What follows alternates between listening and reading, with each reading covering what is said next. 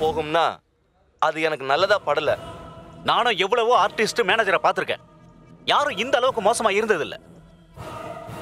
Phone அடிச்சா எடுத்து எங்க இருக்கோம் எப்போ வருவோம்னு சொல்லணும்.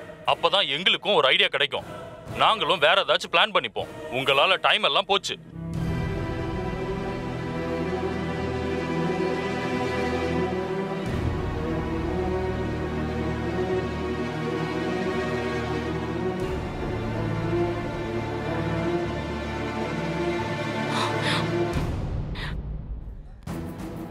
ஏன் கார்த்திக் இப்படி எல்லாம் பண்றீங்க? கொஞ்சம் கூட பொறுப்பே இல்லாம இருக்கீங்களே. எங்களெல்லாம் என்ன நினைச்சிட்டு இருக்கீங்க? வேலை வெட்டி இல்லாம இருக்குன்னு நினைச்சிட்டீங்களா? சார் தயவு செஞ்சு புரிஞ்சுக்கோங்க சார். என்ன நடந்துச்சுன்னு கயல் மேடமே வந்து சொல்லுவாங்க.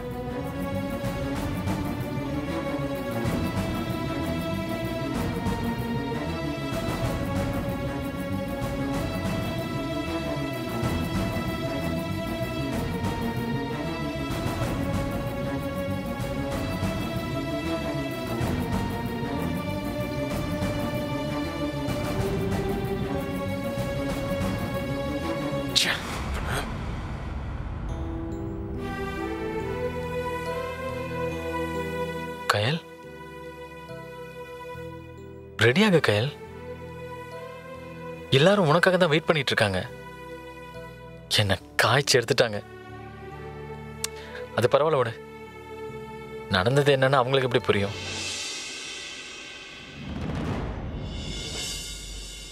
நீ இப்படி உடஞ்சு போய் உட்கார்ந்து இருக்கிறதால எதுவுமே நடந்துட போறதில்ல கயல்.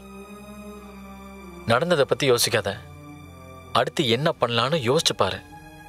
ஃபேமிலி விஷயமாகட்டும் இல்ல பிருத்திவி விஷயமா இருக்கட்டும், எல்லாத்தையுமே தூக்கி தூர போட்டுட்டு படத்தை நல்லபடியா முடிக்கிற வழியை மட்டும் பாரு கயல்.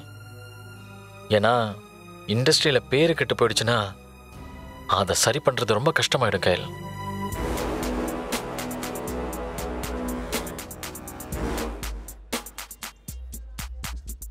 இன்னைக்கு எல்லாரும் ரொம்ப ஓவரா பேசிட்டாங்க.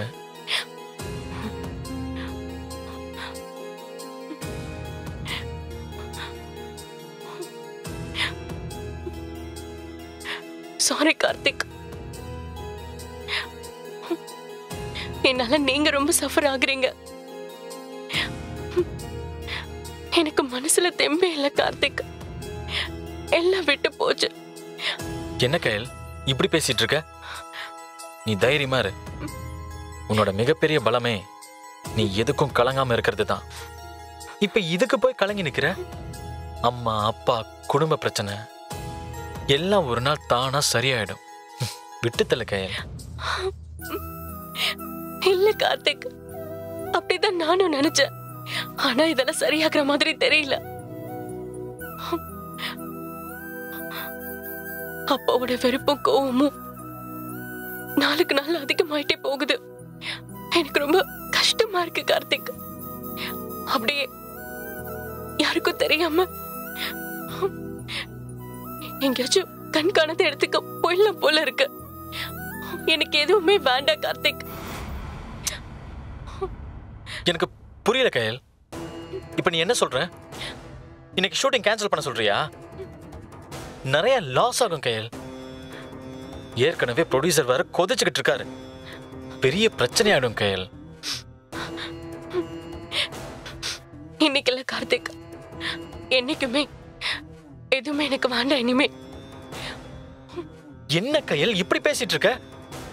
வா வந்து மேக்கப் போட்டு ரெடி ஆகிற வழியை பாரு. வேண்டாம் கார்த்திக். எதுக்கு நான் நடிக்கணும்? பேரு புகழ் வசதிலாம் வந்து எனக்கு என்ன ஆக போகுது?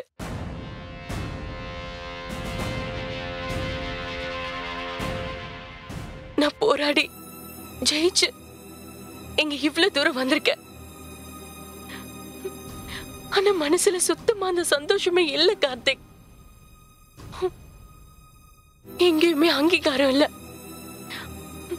என்ன தூக்கி கொண்டாடாட்டியும் பரவாயில்ல.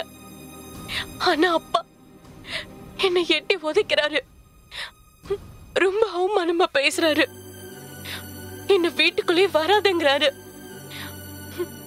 பிருத்வி சார் என்னடானா நான் ஏதோ தப்பு பண்ணிட்ட மாதிரி என்ன வெறுத்து ஒதுக்குறாரு. நேத்ரா மேடம் என்ன பாக்குற இடத்துல எல்லாம் கரிச்சு கொட்டுறாங்க. பழி போடுறாங்க. இதெல்லாம் பார்த்த பிறகு நான் எப்படி கார்த்திக் நிம்மதியா இருக்க முடியும்? நான் ஜெயிச்ச சந்தோஷத்தை யாருக்கிட்டயுமே பகிர்ந்துக்க முடியாத இந்த வெற்றி எனக்கு எதுக்கு கார்த்திக்? இந்த சினிமா எனக்கு எதுக்கு கார்த்திக்? சொல்லுங்க. எனக்கு வேண்டாம். எனக்கு எதுவுமே வேண்டாம்.